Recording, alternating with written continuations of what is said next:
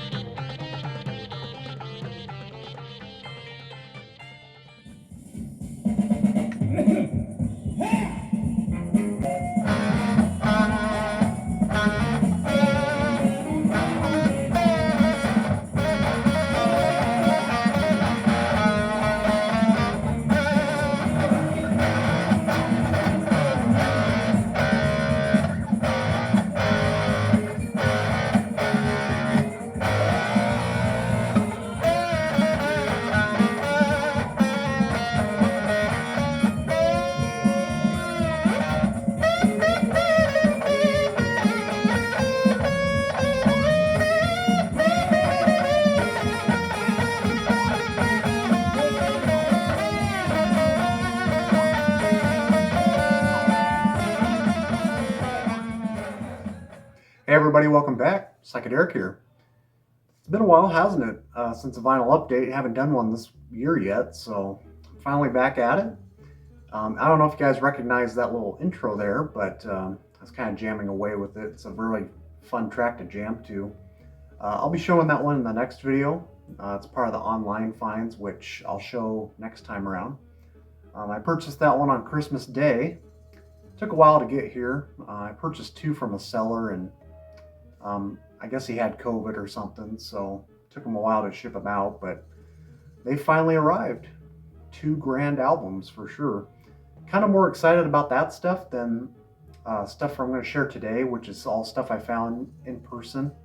But I am going to show one online find because I do have many to share. So I kind of wanted to like even the stack out, so it's not like an hour-long video for both sessions, you know. So yeah, and if you guys hear any banging outside, some dude's working on the house next door or something, beating the hell out of shingles or something. So yeah, it's kind of been an interesting day, just all around. Like today I was doing some errands around town, dropping off some used clothing to this off-brand store. You know, they they buy used clothes, and then you get like $10 back or so, and found some clothes there, and then I just decided to hit the convenience store.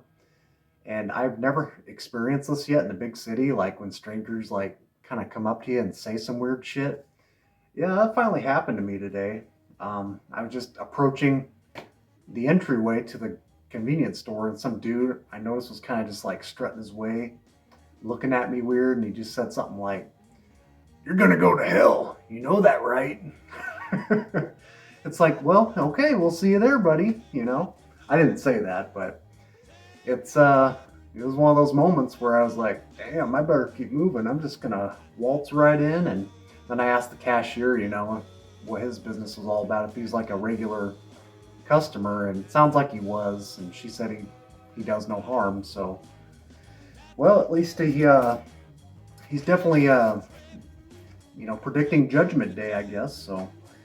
Anyways, just kind of babbling. I'm going to start off with the online find. And yeah, it's been one of those days though. It's just odd things are happening. Picked this one up. This is one you can still find pretty cheap, surprisingly. You know, you'd think an album like this would go for, you know, $20-$40 now. And this is a nice compilation of tracks by the Redcoats. Shared this one on my last psychedelic trip, Meet the Redcoats.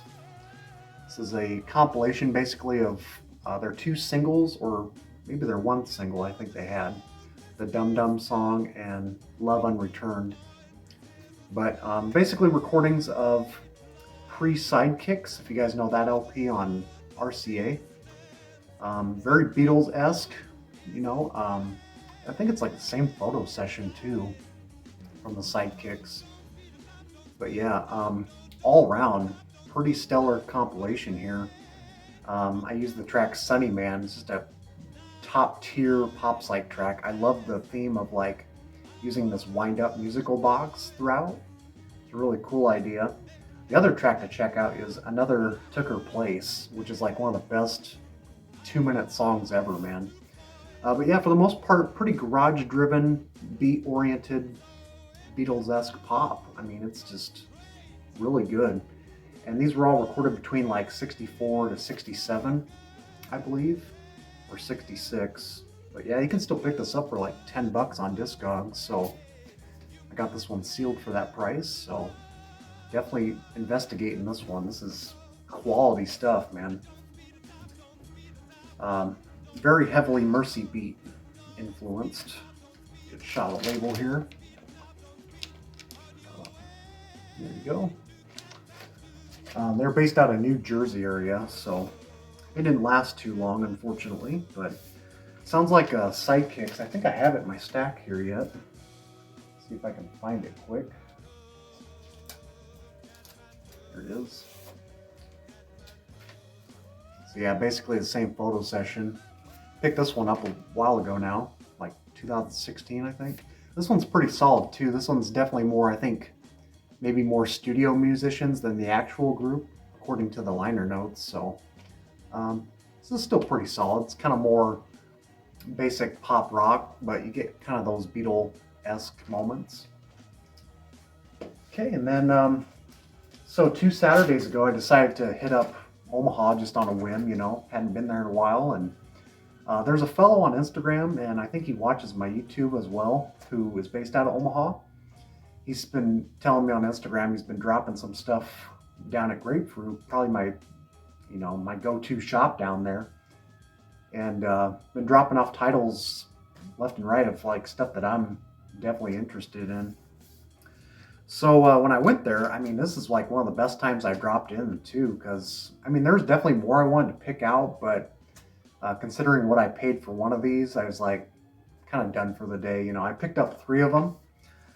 And like I said, just right up my alley. Stuff that's like major labels, 1 album bands, 1 album singer-songwriter kind of stuff. So I picked 3 out, and they were definitely winners here. So this is probably one maybe you don't recognize. This is one I discovered last year myself. This is Leonard Schaefer with A Boy and His Dog. One and only LP on Warner Arts label, Warner 7 Arts label. And you know, just kind of looking at it, you know, kind of looks kind of like maybe some rustic, kind of bland singer-songwriter. You don't know. So apparently Eric Jacobson, who is the producer behind this, he produced stuff like Love & Spoonful, Charlatans. And speaking of them, Dan Hicks makes an appearance on here. I think he does harmonica. But yeah, got several members backing him up on this, like several studio musicians, but yeah, this one just tanked immediately after release, unfortunately.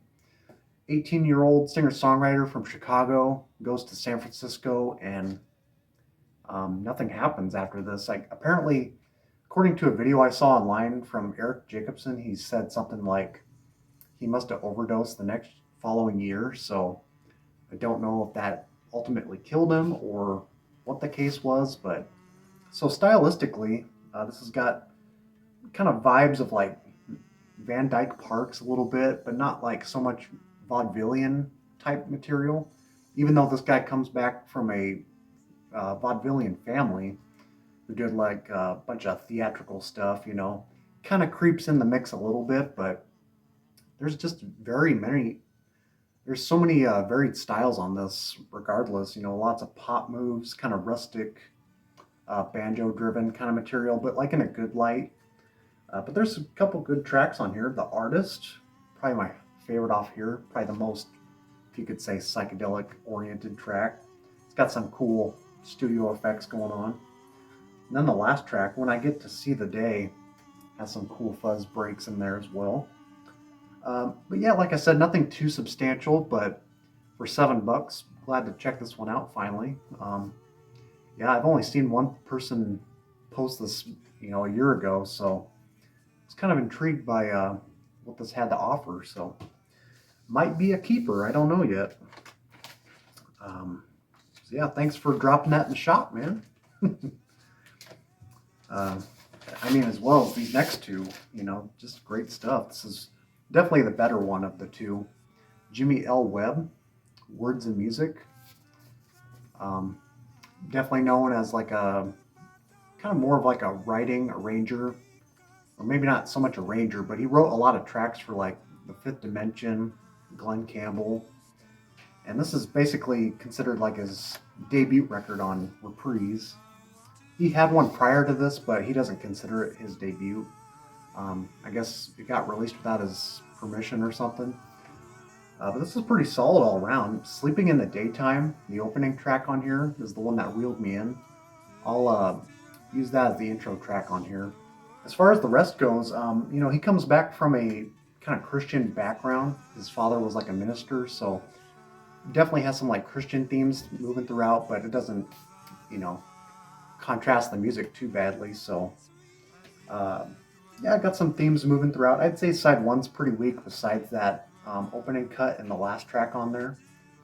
But side two kind of moves into these different suites, and some ideas work musically, some don't so much. But like I said, it's got some of those post 60s kind of sounds, and he kind of lingers into some, cool studio trickery going on, which makes for an interesting listen. And it's a white label promo. Maybe I already showed that, I don't know. But yeah, another real cheap one for $8. So took a chance on that. And this is definitely the highlight of the three. This is one I kind of been wanting for a while now. And this is one of those cases, one of those records that took a long time to gravitate towards. Like, I've probably known this record for like 8 years or so now, but it just never resonated with me at the time. And especially that first track, to this day, I just think it's kind of the weakest cut on here. But this was on their wall at Grapefruit. This is Farewell Aldebaran with Judy Henske and Jerry Yester. It's on the Straight label. Kind of a famous artwork, you kind of see this floating around quite a bit online. Cool gatefold with that little backdrop there with the lyrics. I think there's several musicians involved with this as well, besides the two. So Jerry Yester was, of course, famously in Loving Spoonful. These days, he's up to no good, but I'll just leave it at that. Well, I don't know if it was the first record released on Straight. I don't think it was. Don't quote me on that, but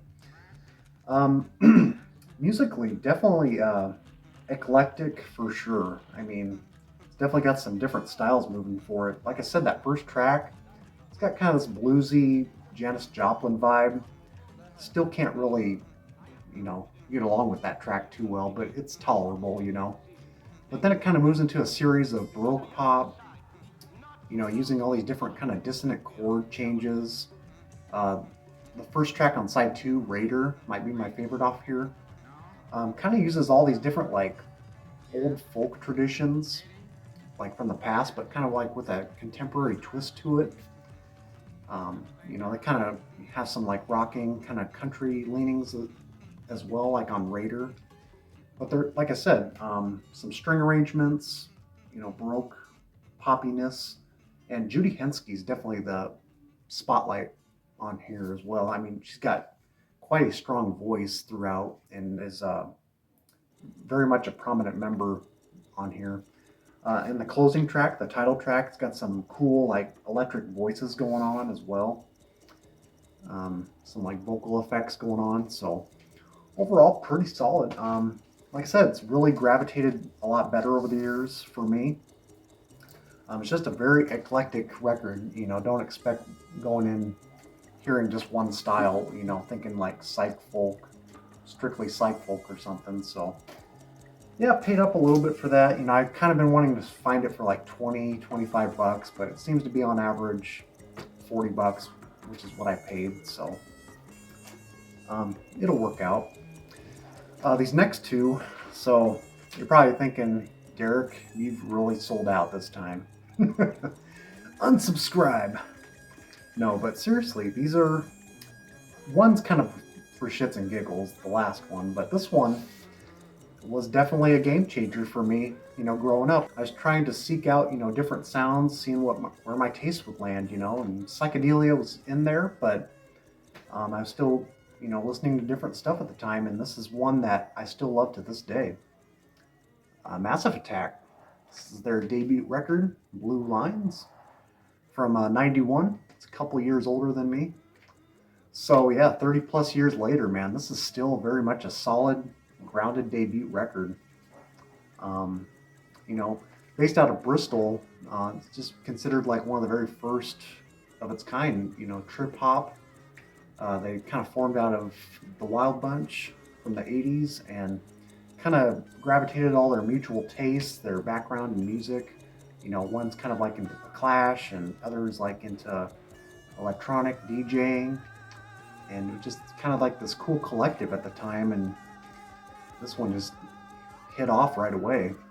And I like this one and Protection and Mezzanine, I think it's pronounced. I used to always call it Mezzanine, which is probably still my favorite, but this one is still kind of crucial to the discography for sure. I don't think they've made an album in like 13 years or so. So they kind of just, it seems like every time they'd work together, they always had like disagreements and,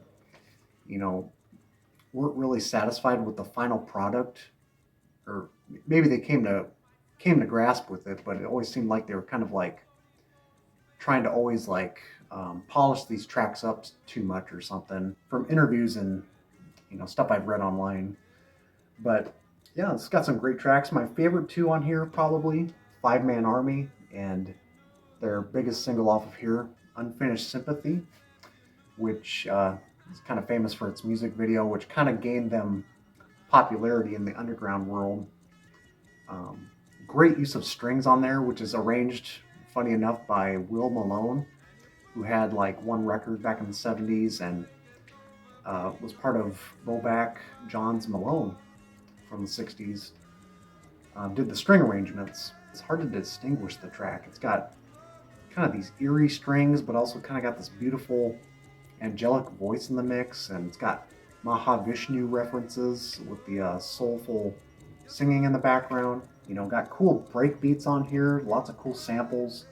I can't think of the artist right now, but I can see the album covers. It's the one with the denim jeans. They sample that one on Blue Lines, but yeah, probably weren't expecting this from me, but yeah, this is stuff from my childhood that I still do appreciate, and I picked these up, this one and the next one, from that recent record shop that opened up here in Lincoln, First Day Vinyl. So I stopped back there, and it's on a reissue here. This is from 2016. So yeah, the store's definitely got some potential. It's the second time I've been back there, and their stock is definitely being curated right, and it's got some cool used items, stuff I even had to look up in the shop. I was kind of convinced, but this was in their new reissue section, I guess you could call it. And like I said, this last one, it's kind of just for shits and giggles. Like I said, it's just again, one of those things from my childhood, and I'll show a clip here because I think I can get away with it on YouTube, but I'm kind of a film buff at the same time. I got movie posters up on my wall, got like 4 of them up right now, and this one brings me back to like my pre-teen age when I had the VHS tape of Thrashin'. It's an 80s flick that I just adore. Just, it's kind of cheesy now. It's always been cheesy, but there's a certain aesthetic to it I've always really liked about it. And the best way to summarize that film, it's basically Romeo and Juliet set to skateboarding themes. It's kind of a love interest film. And so I picked up The Truth, Playground. I know I'm showing some stuff like, you're probably thinking, what the hell is Derek on, man? IRS label. And this is like $5. And I don't even know if I've heard the rest of this album, but it's one of my favorite moments in the movie where they play the track Playground by The Truth. I guess you could summarize this band as like power pop, maybe Jangle Pop from like the mid 80s. I don't know if they ever hit it big necessarily, but they definitely have like that kind of Live Aid arena rock sound going on. And they're based out of the UK though. I don't know. If you could call it one of those guilty pleasure songs, that's definitely it. So I'll show a clip here of what I'm talking about.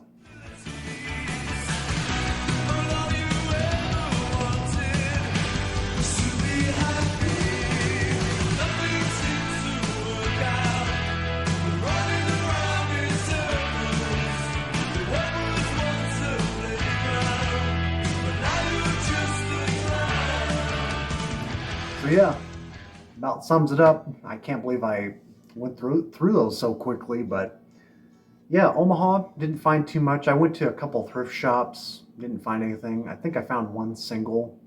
Don't know where I put it though. I haven't put it away or anything. I guess maybe it's one of the sacks in the kitchen or something. But I picked up Manfred Mann's "My Name Is Jack" single. I think really clean shape. Found it for like 50 cents. So that's like their later 60s period. Online stuff is coming up, and really, really excited to talk about those as well. It's going to be some in-depth reviews going on. So thanks for tuning in, and if you guys want to follow me on Instagram as well, I'm under the name Psychederic as well.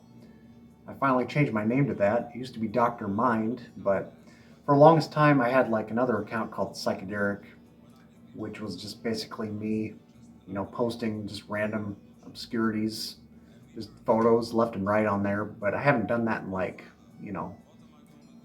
3-4 years or so. So I just kind of gave up on that. But yeah, now it's under Psychederic. So if you guys want to follow me on there, I always post honest reviews of all these records I'm picking up, and posting stories all the time, films I'm watching, and having fun on there. Instagram is definitely my go-to, so